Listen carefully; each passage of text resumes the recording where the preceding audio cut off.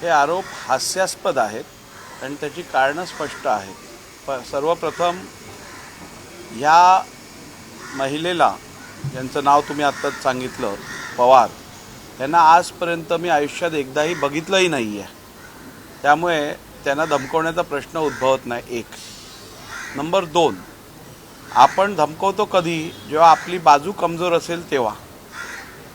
आपण एक लक्षात घ्या, या कुलाबा विधानसभा मतदारसंघात 1 वर्षापूर्वी झालेल्या निवडणुकीत मला 50,000 मतांचं मताधिक्य आहे। वॉर्ड क्रमांक 225 मध्ये मला 12,000 मतांचं मताधिक्य आहे।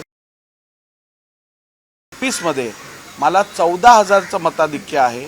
वॉर्ड क्रमांक 227 मध्ये मला 9,000 मतांचं मताधिक्य आहे।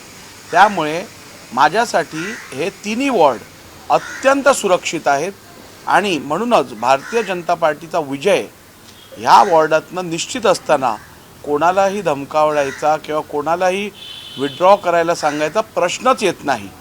नंबर 3, जर का आपण बघितलं तर विड्रॉलची तारीख कधी होती? विड्रॉलची तारीख मला वाटतं 2 तारीख होती। आजची तारीख काय आहे? 7 तारीख। मग 5 दिवस काय प्लॅनिंगमध्ये गेले का? 5 दिवस तुम्ही प्लॅनिंगमध्ये घालवले का? वेगवेगळ्या राजकीय पक्षांना पकडून त्यांच्याबरोबर स्कीमिंग करून मग या संदर्भातला खुलासा करावा? मला एक समजत नाही, विरोधी पक्षातले खासदार हे त्या महिलेच्या बाजूला बसून स्टेटमेंट करतात, यातून राजकीय प्रकरण आहे, हे संपूर्णपणे पॉलिटिकली मोटिवेटेड आहे, हे स्पष्ट आहे। आपण एक लक्षात घ्या गोष्ट, की या मतदारसंघात शिवसेना असो किंवा काँग्रेस असो किंवा इतर कोणी पक्ष असो, यांना आपला पराजय स्पष्ट दिसत आहे आणि त्यामुळे एक फेक नॅरेटिव्ह करायचा प्रयत्न करत आहेत। परंतु कुलाब्यातली लोक यांची सेवा मी गेले 15 वर्ष सातत्याने केलेली आहे। मकरंद नार्वेकर नगरसेवकांनी केली आहे, हर्षिता नार्वेकरांनी केली आहे आणि त्यामुळे आम्ही केलेल्या कामावरती आम्हाला पूर्ण विश्वास असल्यामुळे असल्या खोट्या आरोपांना आम्ही काय घाबरत नाही। त्यांनी असंही म्हटलंय की तुला माहित आहे का मी कोण आहे? मुख्यमंत्री उपमुख्यमंत्र्यांना सुद्धा मी जर बोलवलं तर ते लगेच येतात आणि 16 तारखेला किंवा 17 तारखेला तुला कुलाब्यात राहायचं आहे का? या सगळ्या बिनबुडाच्या आरोपांवरती काय बोलण्यात अर्थच नाही आहे। मी तुम्हाला सांगितलं आहे की हे राजकीय दृष्टीने मोटिवेटेड आरोप आहेत।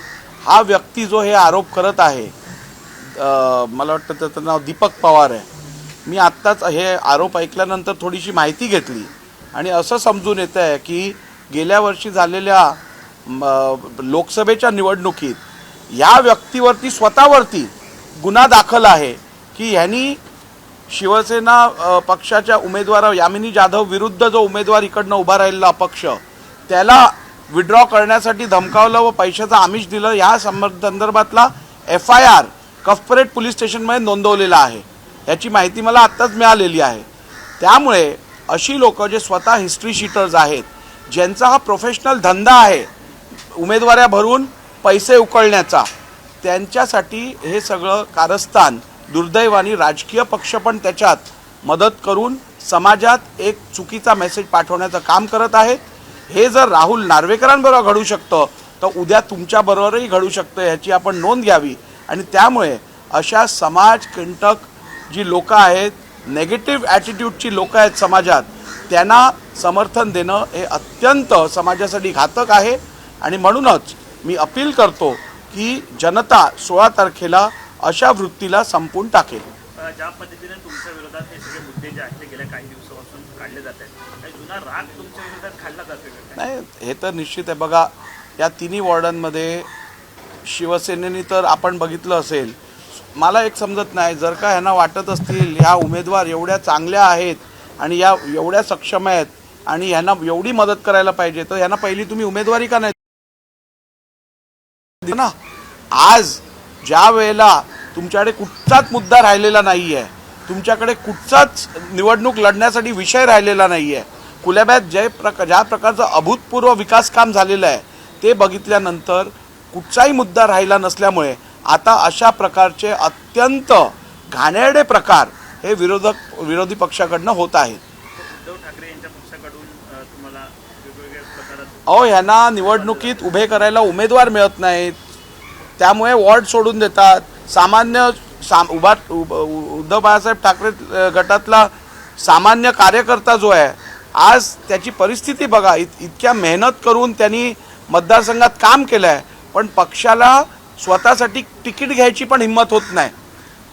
226मध्ये जागा सोडून दिली, 227मध्ये जेमतेम बाहेरनं उमेदवार शोधून आणला, 225मध्ये जवळजवळ तीच परिस्थिती आहे.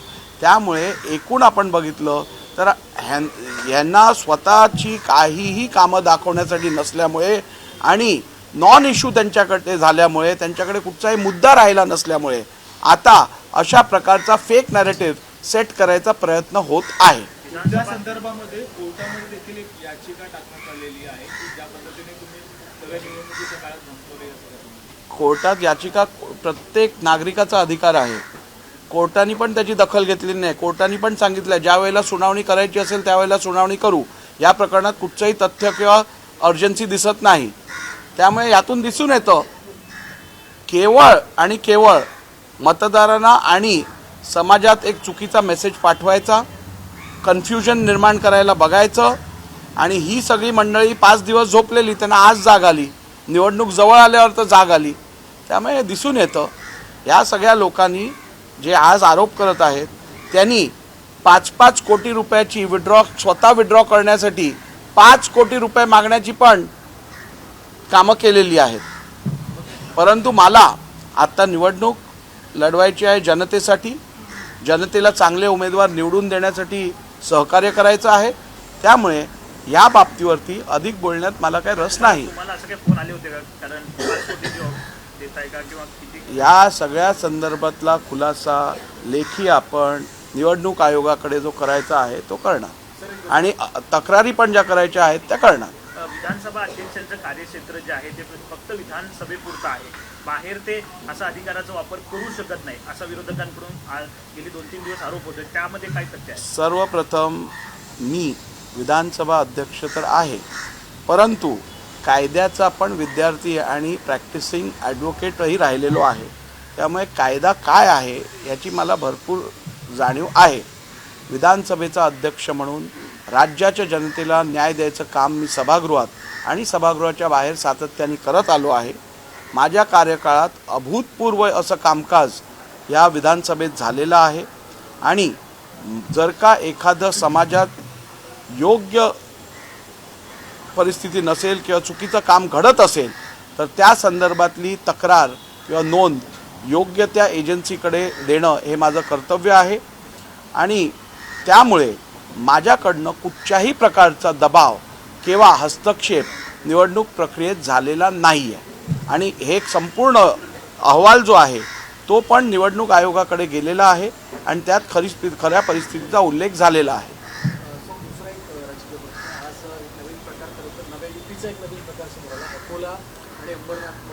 नाही, मला या संदर्भातली माहिती नाही, पण आणि त्याच्यावरती मी काय बोलू इच्छित नाही. राजकीय विषयात पक्षाचे प्रवक्ते बोलतील.